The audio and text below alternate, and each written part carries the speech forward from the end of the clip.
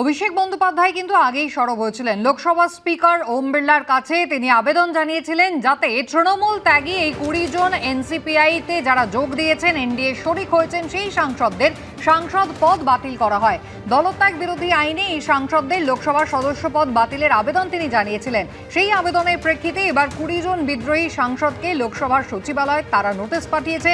Notice পাঠিয়ে সুদীপ বন্দ্যোপাধ্যায়, কাকলি ঘোষ দস্তিদারদের কাছ থেকে 7 দিনের মধ্যে জবাব চাওয়া হয়েছে।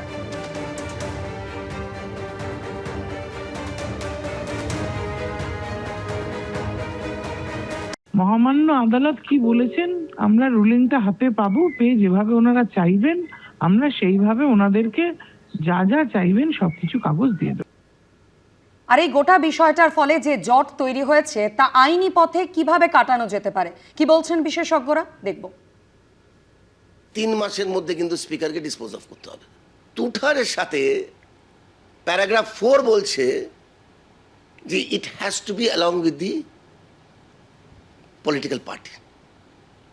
রাজনৈতিক দলটাকে বাদ দিয়ে খালি লেজিসলেচাররা যদি যায় বা এমপিরা যদি যায় তাদের ব্যাপারটা কিন্তু গণ্য করা হবে না।